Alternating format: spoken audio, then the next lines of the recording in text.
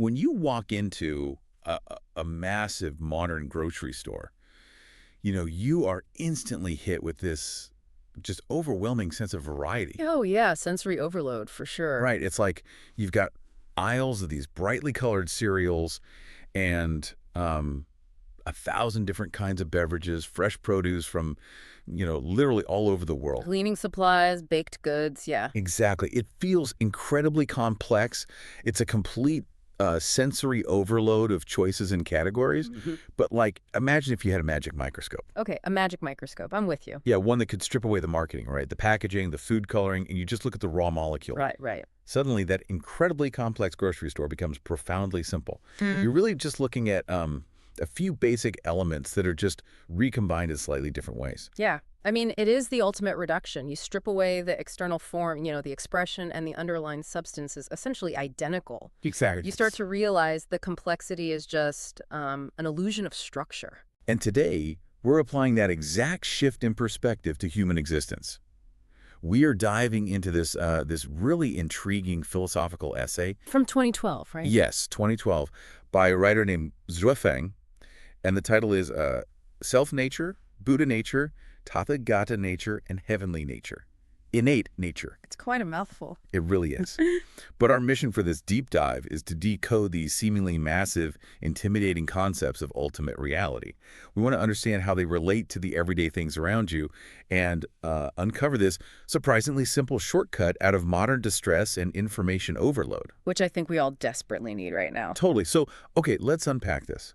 Because, I mean, that title alone sounds like it requires a theology degree just to parse. It does. It's a dense title, but honestly, it's a remarkably grounded piece of writing.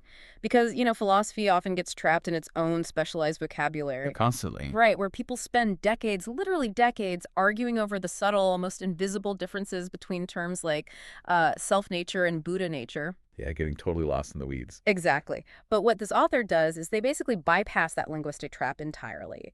They point at things we can literally touch and taste to explain that, hey, these terms are just different labels for the exact same ultimate reality. And the analogies the author uses are so delightfully mundane. Like, instead of abstract metaphysics, they use potatoes. Potatoes, yeah, it's brilliant. It really is, because whether you call it a potato, a yam, or a spud, it is all the exact same edible starch, right? Yes. The physical reality of the vegetable in your hand does not change just because we slap a different historical or cultural label on it. Which is such a vital starting point. I mean, if there are three different words, our brains naturally assume there must be three completely different concepts. It's too complicated. We do. And the text immediately disarms that assumption. The text also uses a really vivid liquid analogy for this that caught my eye. It lists tea, mung bean soup, milk, coffee, Coca-Cola, alcohol, blood, and even penicillin. Yeah, quite the mix. Right.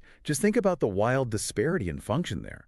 You have a highly engineered soda, the blood running through your veins, and a life-saving antibiotic. Some are dangerous, some are healing, some are just, delicious. Exactly. But what do they all share? Underneath all of that, their foundational element is just water. Yeah.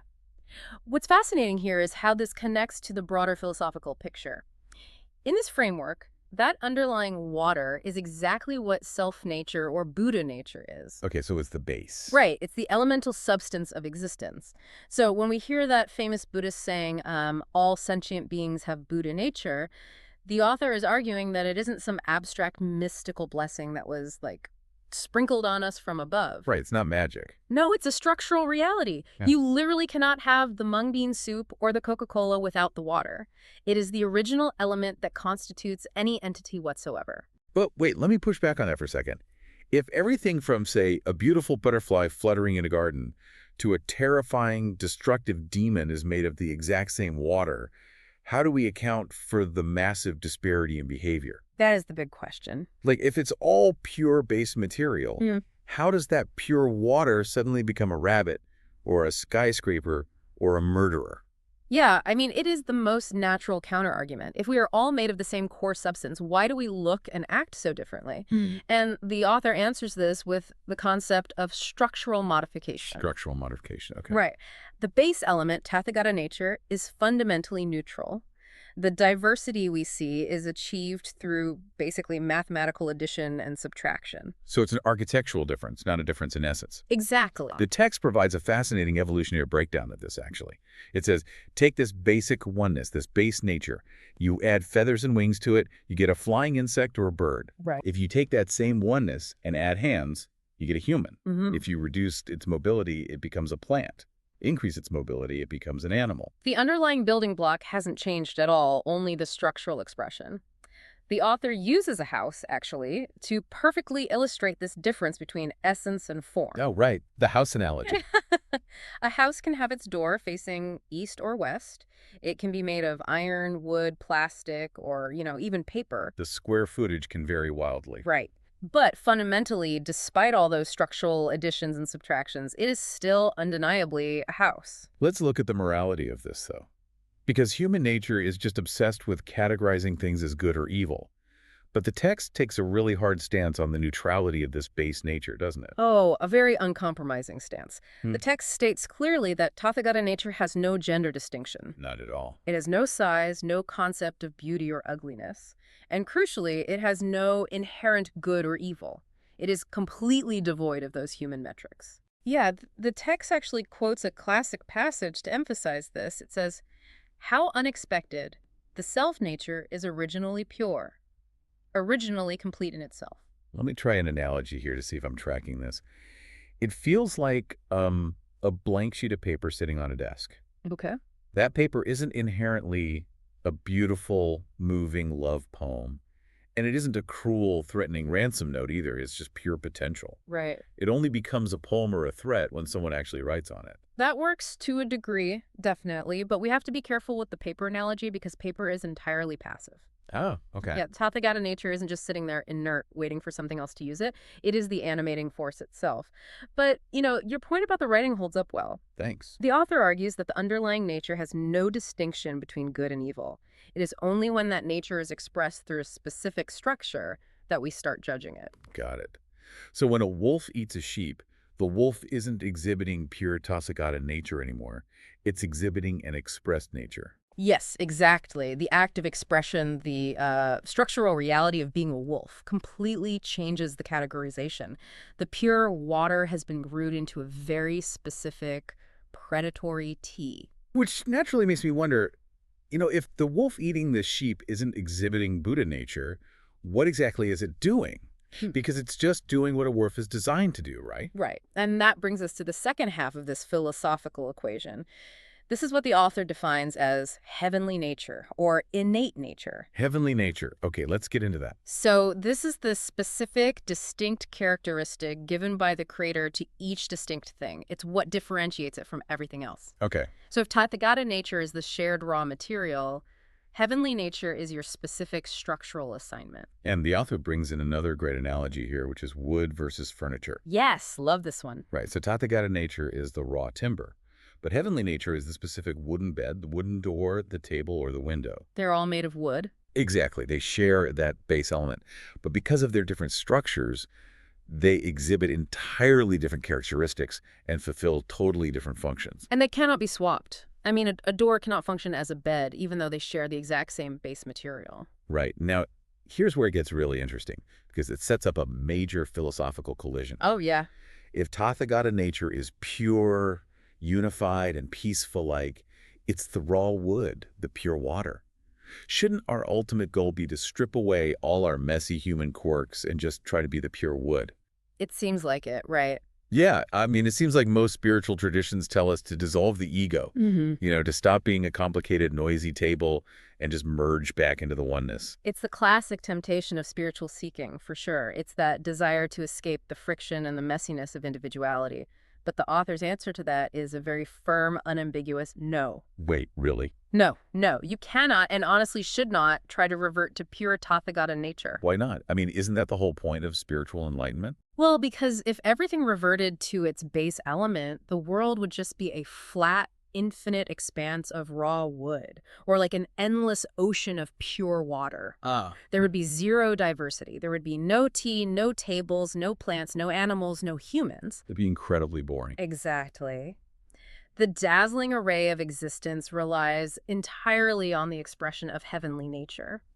The Creator's will, at least according to the text, is not for us to erase ourselves into pure base nature, but for things to fulfill their specific structural roles. So if you're listening to this while stuck in traffic on your way to a job, or, if you're frustrated with your own personality flaws, the answer isn't to try and meditate those traits out of existence until you're a blank slate. Definitely not. The text actually points out that milk shouldn't try to fulfill the function of water. Trying to be something you fundamentally aren't is, what do they call it, contrary to Tao. And it causes immense distress. We spend so much energy trying to smooth out our edges to fit some idealized concept of spiritual purity. Yeah, constantly. But your specific heavenly nature, your unique structure, is not a flaw to overcome. It is the exact mechanism through which the universe is meant to experience itself in that particular spot.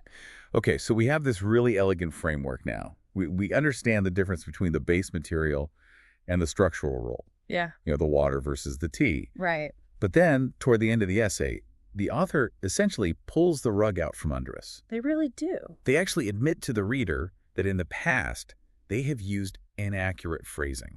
It is quite a rhetorical maneuver. Seriously. Yeah. They confess that they used to tell people to bloom like a flower, exhibiting Tathagata nature. And they admit right here in the text that this is technically incorrect and blurred the lines between the two natures. Yeah, they confess it was a convenient phrasing to basically appease traditional thinkers. And they knew that if they told people to just exhibit their innate nature, people who were steeped in mainstream Buddhist thought might just reject it outright. Ah, so they were tailoring the message. Right. But strictly speaking, it's impossible. A flower can only exhibit the characteristics of a flower. No matter how hard it tries, it can never revert to being just pure water while still remaining a flower. And then comes the real kicker. Because after spending thousands of words carefully defining these different natures, the wood versus the table, the author basically says, by the way, obsessing over this analysis isn't actually very beneficial. Yeah, it's a brilliant subversion. Huh. The author builds this elaborate philosophical edifice only to warn you that living inside it will just trap you. Right. They argue that making the issue more complex binds people in the constraints of concepts. Because we get so tangled up in the vocabulary, we're asking ourselves, am I exhibiting self-nature right now? Or am I exhibiting heavenly nature? And we just completely miss the point of living. We get entirely trapped in our own heads. Exactly. So what does this all mean for us? If the deep philosophical analysis is a trap, what is the shortcut? Well, the author states that the simplest and most effective method to reach a higher realm of life is simply to free yourself from distress, worry, and fear to the greatest extent possible. Okay, easier said than done. Right, but you do it by striving for a state of no attachment and no dwelling.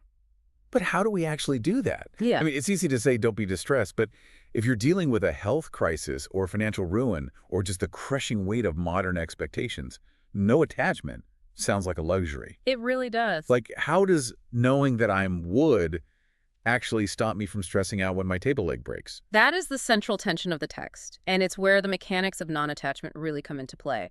The realization that you are fundamentally wood is exactly what gives you the psychological distance to handle the table leg breaking. Oh, wow. Okay. Because when you over-identify with your heavenly nature, when you think you are only the table, any damage to the table feels like a total annihilation of your existence.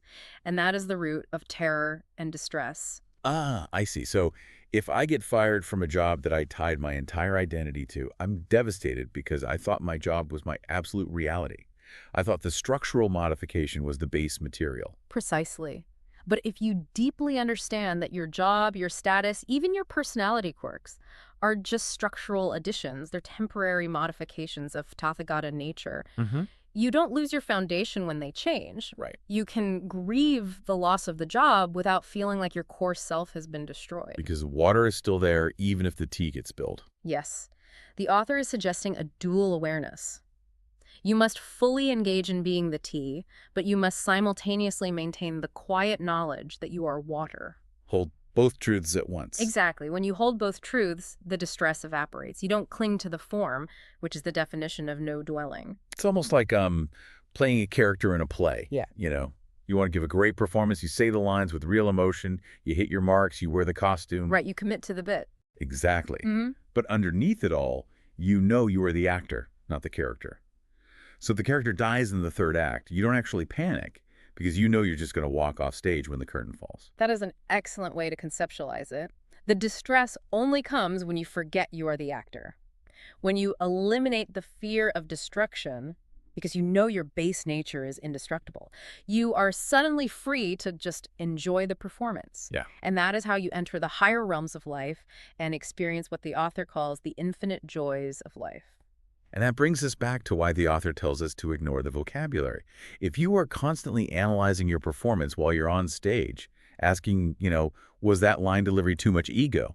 Was that movement my Buddha nature or my innate nature? You're going to give a terrible, stiff performance. Exactly. You're going to ruin the play. You are entirely trapped in your head. True mastery is fluid. The intellect is useful for reading the script and understanding the framework, but once the curtain goes up, you have to drop the analysis and just live. The map is not the territory. Right. Knowing the difference between the wood and the table is useful philosophy, but only living free from fear will actually bring you peace. So to bring this all together for you, the listener, and sort of summarize this incredible journey, you really don't need to stress over trying to be a perfectly enlightened blank slate of pure water. No. You are meant to be your specific, unique cup of tea with all your distinct flavors and structural additions. The universe actually requires you to be that specific cup of tea to maintain its diversity. Beautifully put. Thanks. The goal isn't to erase what you are, but to realize that your form is temporary, which frees you from the anxiety of trying to protect it perfectly forever. But this does leave us with a profound paradox. Oh, how so? Well, the text insists we must exhibit our distinct heavenly nature. We have to lean fully into our unique role in the physical world, yet it also demands an internal state of no self and no form to escape suffering. So, the provocative thought I want to leave you with to ponder on your own is this. Does true mastery of life mean learning to play your specific, highly individualized role perfectly in the external world, while internally remaining completely detached from the outcome of that role? That's a huge question. Yeah. Can you be fully engaged on the outside and completely unattached on the inside? Exactly. Think back to that grocery store we talked about at the beginning. You are one incredibly unique, vibrantly packaged item on that shelf. You have a specific flavor, a specific purpose. Yeah. But internally, you know you're made of the exact same molecules as everything else in the aisles. Thank you so much for joining us on this deep dive today. Good luck dropping the conceptual anxiety and go out there and enjoy fulfilling your unique role as the perfect cup of tea.